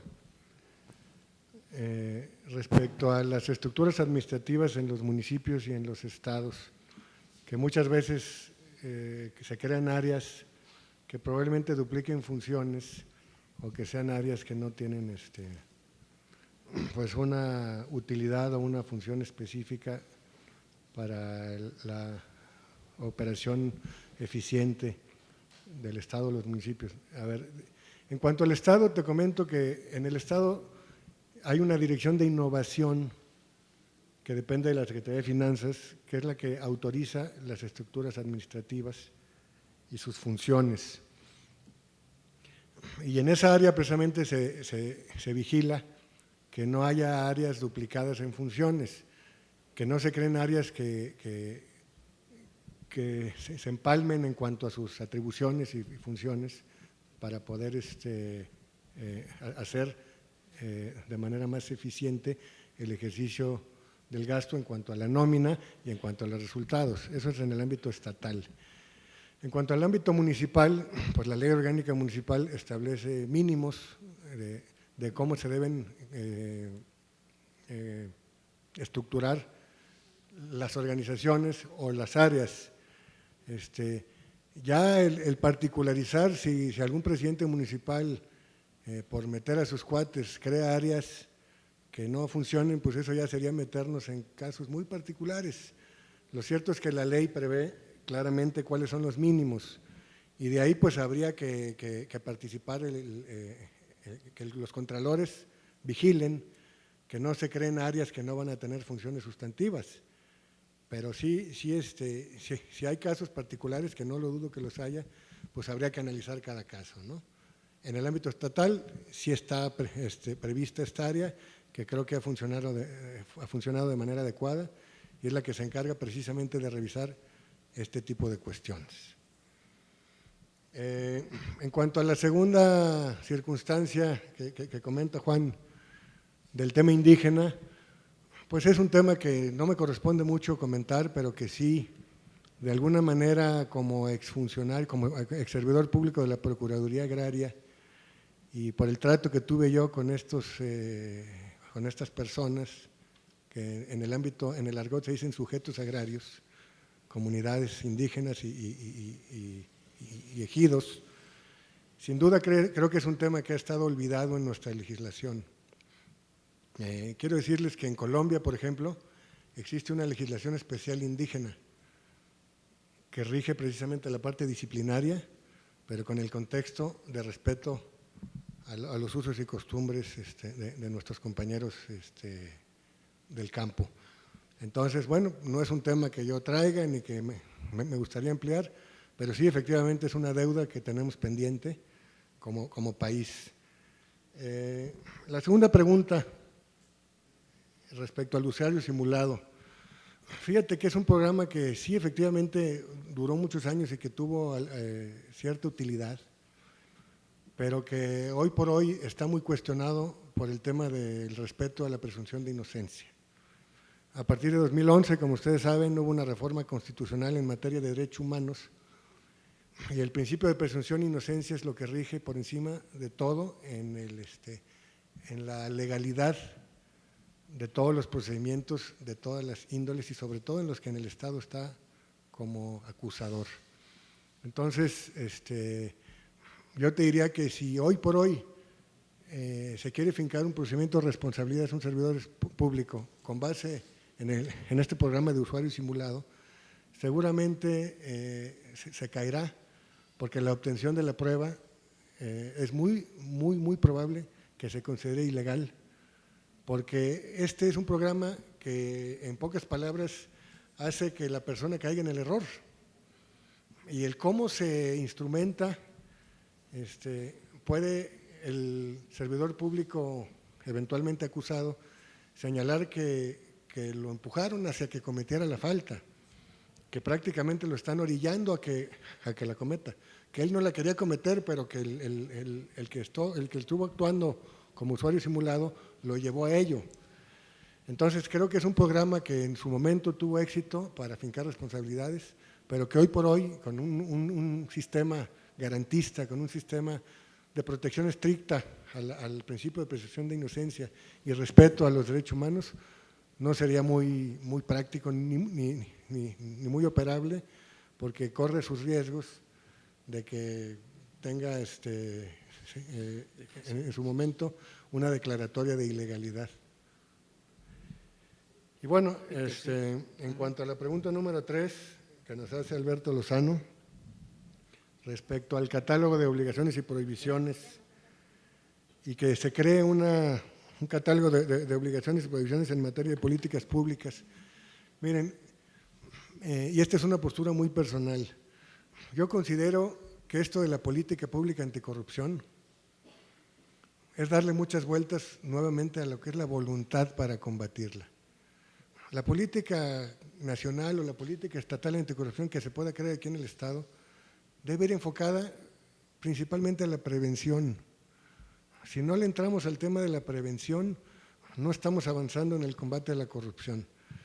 Todo el mundo habla de sanciones, todo el mundo habla de disciplinar, todo el mundo habla de fiscalizar, pero muy pocos hablan de la prevención, que para mí, desde mi perspectiva, es lo fundamental para evitar actos de corrupción. Y creo que toda política, desde la nacional y la que nosotros creemos aquí, debe ir sobre todo enfocada en eso, en la prevención. No necesitamos crear más catálogos de obligaciones y prohibiciones, vincularla con los códigos de ética, no. Necesitamos generar programas de prevención en el ejercicio de las políticas públicas, en el ejercicio del gasto y en la implementación de las políticas públicas. Si con eso logramos que se prevenga la comisión de faltas graves y no graves, ya estamos del otro lado. Creo que con eso estamos combatiendo la corrupción de manera eficiente. Y por otro lado, me comentabas, Alberto, de regresar, o sea, del impacto que sería regresar a los OICs, a este esquema sancionador, y cuándo vamos a lograr la independencia o la autonomía plena de los órganos internos de control. Bueno, desde mi perspectiva ideal, sin duda un contralor debe tener cierta autonomía o cierta independencia de su titular. Pero te voy a contar una experiencia también del pasado que no funcionó. En los 2 sexenios del Partido Acción Nacional, sin politizar el tema, por supuesto, es simplemente una percepción de cómo se llevó la conducción de la política anticorrupción o de la política de la Secretaría de la la función pública en aquel entonces, los contralores se convirtieron en enemigos de los titulares. Y entonces lo que sucedió en la práctica es que nadie quería operar, nadie quería firmar nada, porque nada más estaban esperando a que el contralor cualquier cosa y ¡pum!, sobre de ellos, ¿no? Entonces, generar una cultura del terror tampoco funciona. Yo creo que los contralores deben de ser ciertamente independientes, pero no deben ser enemigos ni rivales de los titulares de las dependencias y entidades y de sus áreas. Al contrario, los contralores, y aquí está Pedro Flores, mi excompañero de CONAFOR, que le consta que cuando yo fui contralor mi función fue preventiva. Los contralores deben ser preventivos, y para ser preventivos no debe ser ni amigo ni enemigo, debes de tener una posición imparcial. Si eres amigo, no la vas a hacer porque vas a estar cubriendo cosas, pero si eres enemigo tampoco la vas a hacer, porque vas a estar como una figura incómoda ahí. Entonces, ya tenemos esos dos ejemplos emblemáticos de los contralores amigos y de los contralores enemigos, y en ninguno de los dos casos funciona, ¿eh? Cuando el contralor de la dependencia o entidad es enemigo o es rival de los propios funcionarios de la dependencia, la operación se colapsa, y esto no es funcional, porque entonces ya nadie quiere firmar nada. Si el dinero llegó tarde para ejercer, pues mejor antes de que me sancionen lo regreso para no incurrir en ninguna responsabilidad, ¿no? Pero entonces incurro en un subejercicio, no estoy gastando bien el dinero que me dan. O sea, no es un esquema que sea idóneo, ¿no? Entonces yo creo que sí, lo que se debe buscar es un punto intermedio en que los contralores sobre todo estén capacitados para ejercer el cargo en el que fueron designados y que gocen de cierta independencia, pero que no se vuelvan enemigos, ¿no?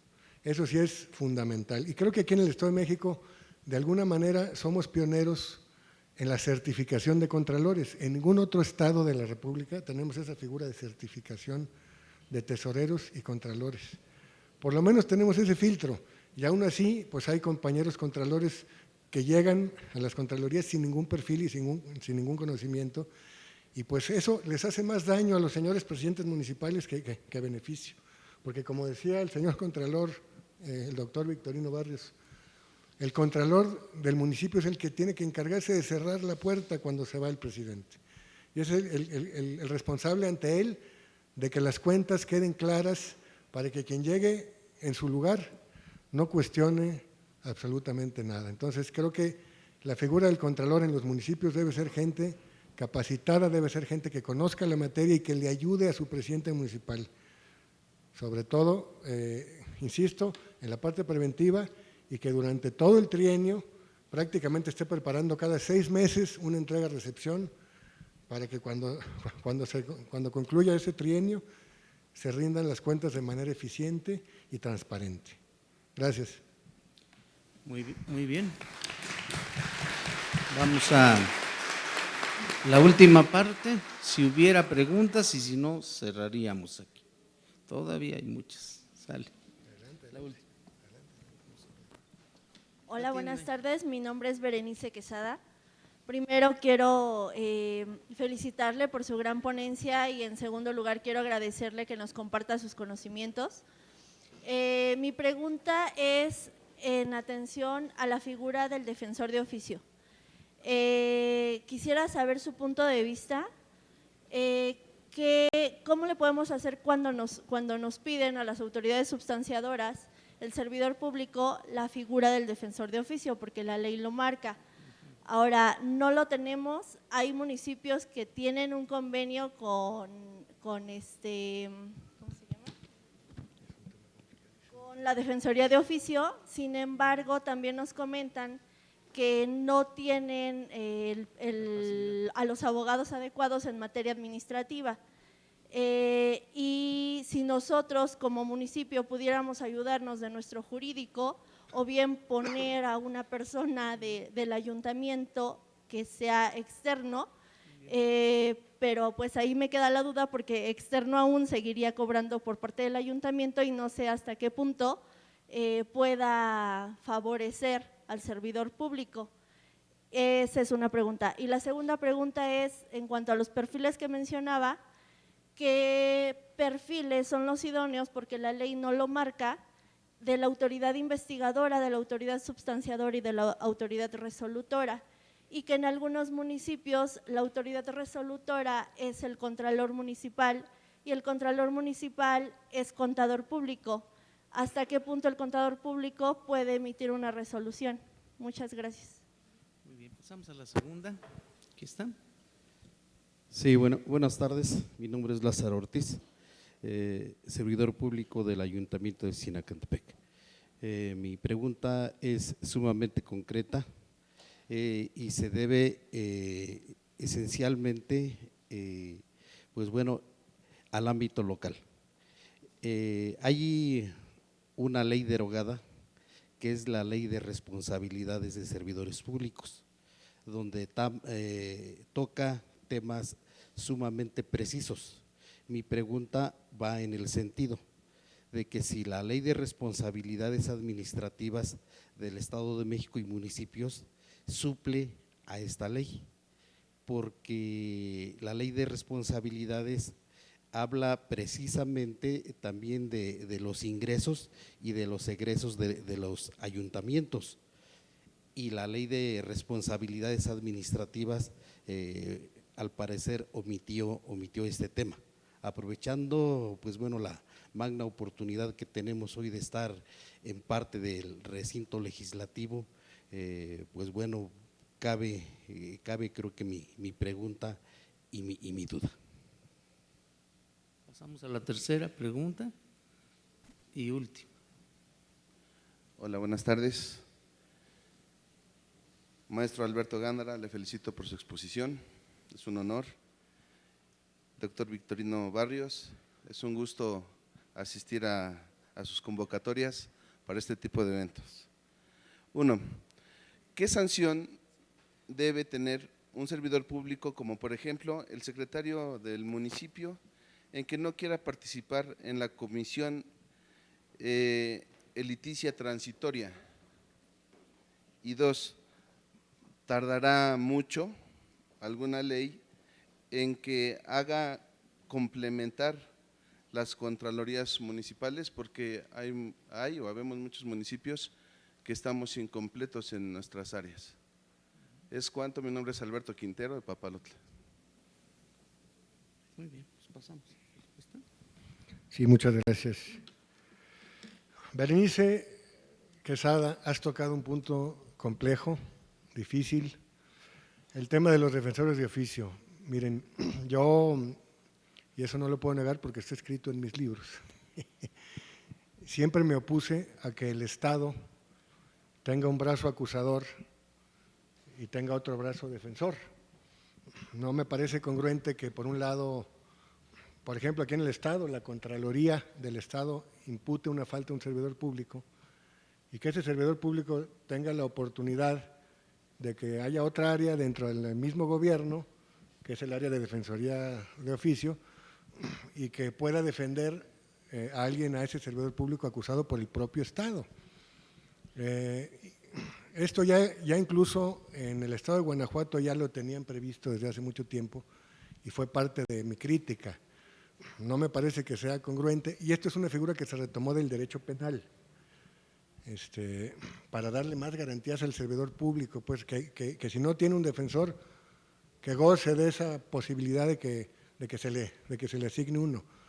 Yo creo que un servidor público que es acusado por el Estado y que el Estado usa su ius punendi desde una perspectiva, pues es muy cuestionable, insisto, que otra área del propio Estado, otro brazo, lo esté defendiendo, pues eso pues es el fondo del tema. Pero bueno, ya tenemos la figura incluida en la ley y ahora tenemos que ver cómo lo vamos a implementar. En el ámbito estatal se reformó la ley de defensoría de oficio para crear defensores de oficio en el ámbito administrativo disciplinario. Y es por ahí por donde la Contraloría del Estado está cubriendo esa necesidad cuando algún servidor público señala que no cuenta con defensor y quiere que el Estado le asigne uno. La ley es muy compleja porque también dice que tiene que ser un perito en la materia. Y un perito en la materia no quiere decir que sea un licenciado en Derecho así liso y llano, ¿no?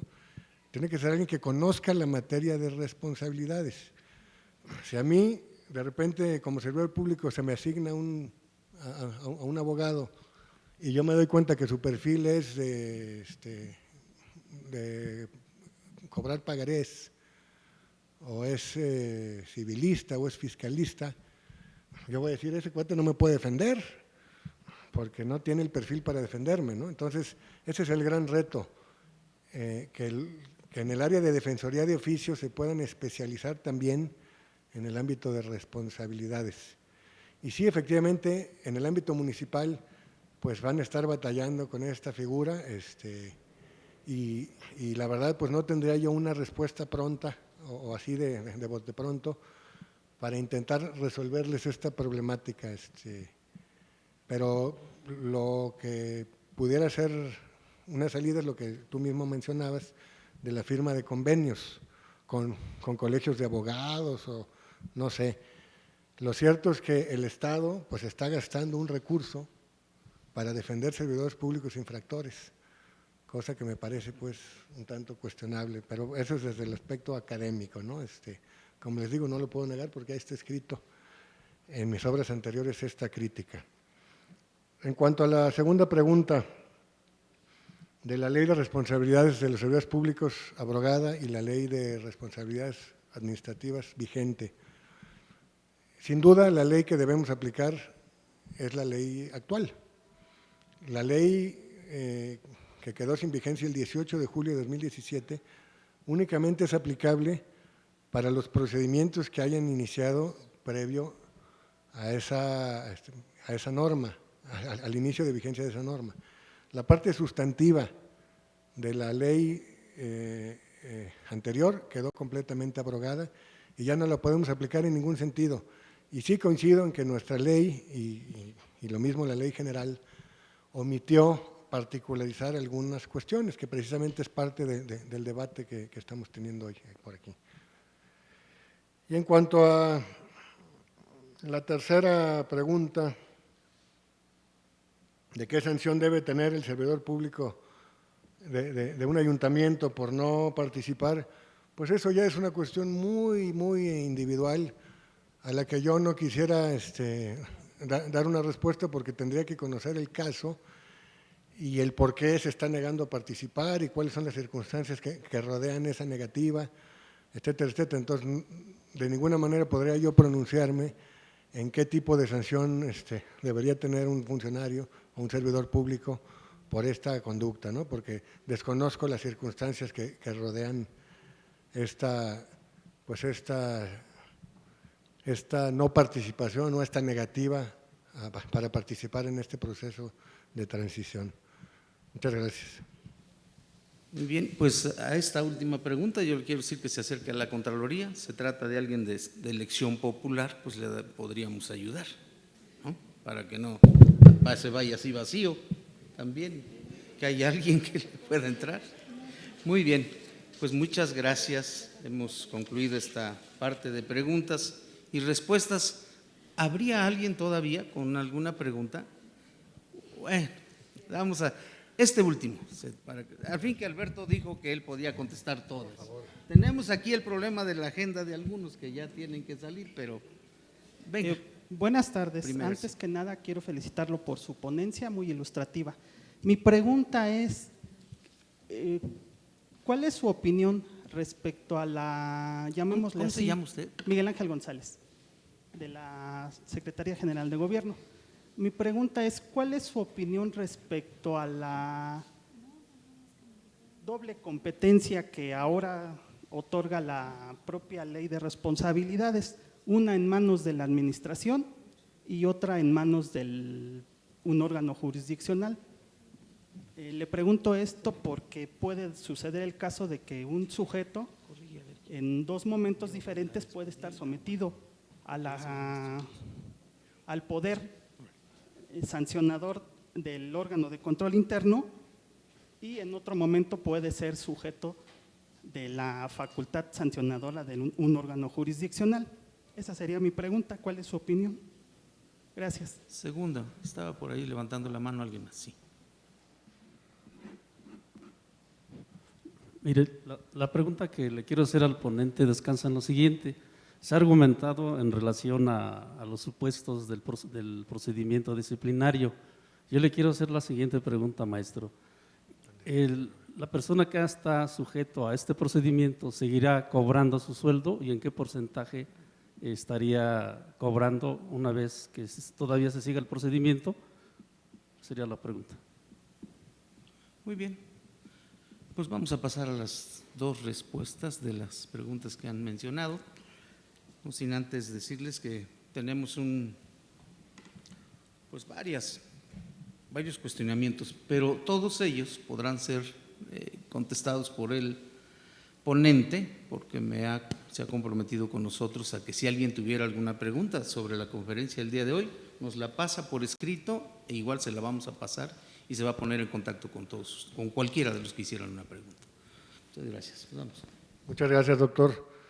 Bueno, en cuanto a la primera pregunta que nos hace Miguel Ángel de la Secretaría General de Gobierno, efectivamente la ley está prevista así y en algún momento pues el mismo servidor público que va a ser sujeto del poder del Estado en el ámbito de la administración pública por conducto de la Contraloría, si cometió una falta no grave pues podrá ser sancionado por la propia Contraloría.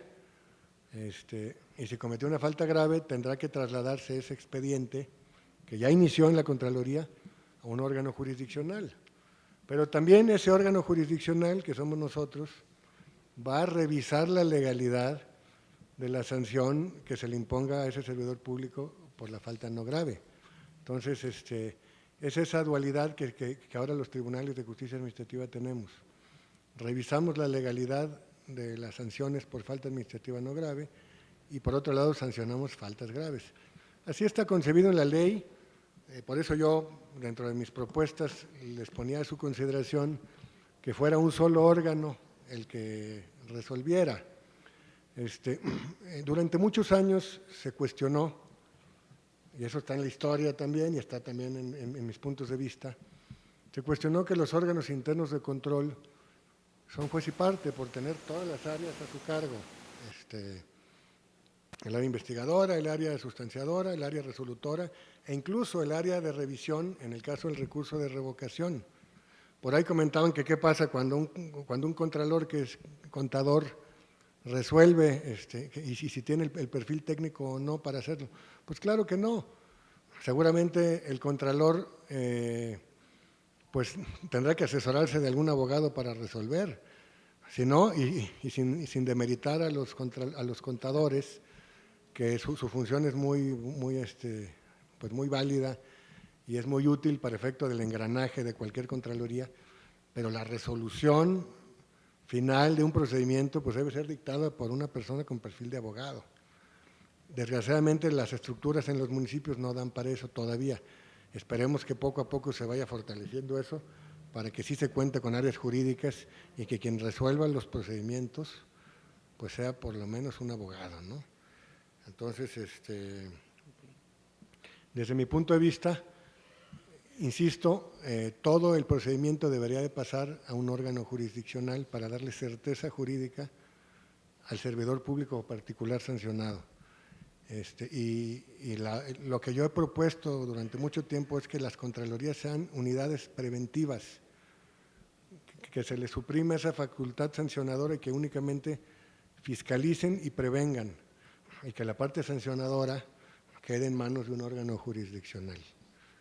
Bueno, esa es la primera. Y la segunda, en cuanto a la suspensión como medida precautoria, primero, pues como ustedes saben, esta suspensión no es una sanción, es una medida precautoria, una medida para separar al servidor público de sus funciones para evitar que siga causando daño o que con su permanencia se obstaculicen las investigaciones o el propio procedimiento disciplinario.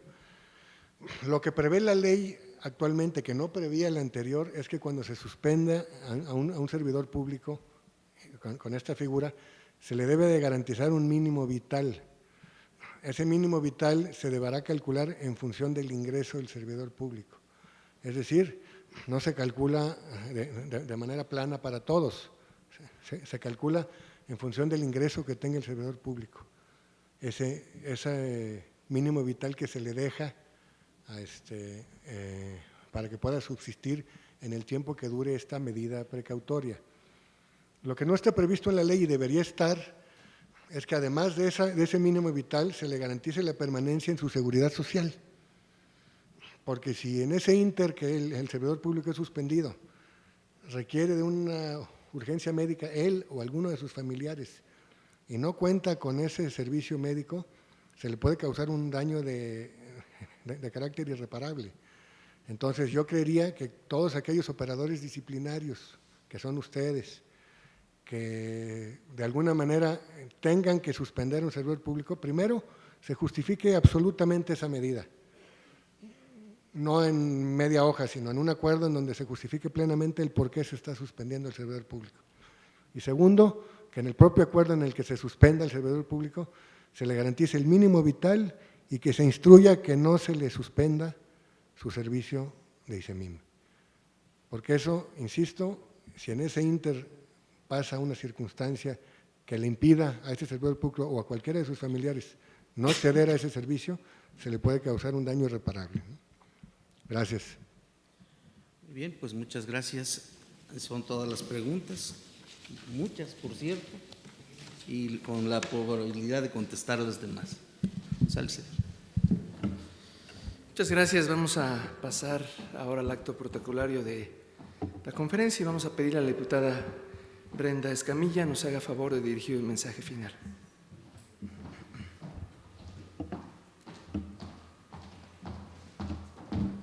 A ver si me ven. Bueno, primero me gustaría agradecer la invitación del doctor Victorino Barrios, saludar pues, al maestro Gándara, a Palmira Tapia, presidenta del CPC, a la presidenta municipal de Acambay y al presidente que se retiró de Jalatlaco. Pues primero que nada agradecerles a todos los que están aquí presentes, los felicito al ponente, a los organizadores, porque este tema tan álgido como es el combate a la corrupción ha creado mucho interés. Y en mi calidad de presidenta de la Comisión de Transparencia, Acceso a la Información Pública, Protección de Datos Personales y de Combate a la Corrupción, hemos tratado de ir de la mano de la presidenta Palmira. Y al estar aquí, pues he tomado nota de todo lo que ha dicho el maestro Gándara, pero sobre todo lo que han dicho ustedes como servidores públicos, estando en la implementación de las leyes que tal vez no han correspondido a sus necesidades. También decirles que todos los legisladores somos sus amigos, somos sus aliados. Me atrevo a hablar por parte de la presidencia que tengo de comisión, porque hay muchos diputados de diferentes corrientes políticas, pero eso no ha sido un obstáculo, al contrario, hemos transitado para poder acordar el hoy hacer lo posible para reformar la ley del sistema estatal anticorrupción y otras más que se han venido obstaculizando en su implementación. Quiero que ustedes tengan la certeza de que queremos gobiernos transparentes, mejores servidores públicos, porque algo que decía el maestro Gándara, ¿no?, que a veces un detalle tan mínimo hace que el patrimonio del Estado pues quede endeble. Y creo que todos los ciudadanos piensan que los servidores públicos, pero los de elección popular somos los totalmente malos. Y creo que a veces dentro de la administración pública municipal hay algunos servidores que por omisión han hecho peores cosas en contra del patrimonio, tanto municipal como del Estado. Pero bueno, les agradezco su participación, en mí cuenten con una aliada, y pues quería ver si se pueden poner por favor de pie para clausurar esta conferencia magistral, siendo las 12:56, queda formalmente clausurada. Muchísimas gracias a todas y a todos los presentes.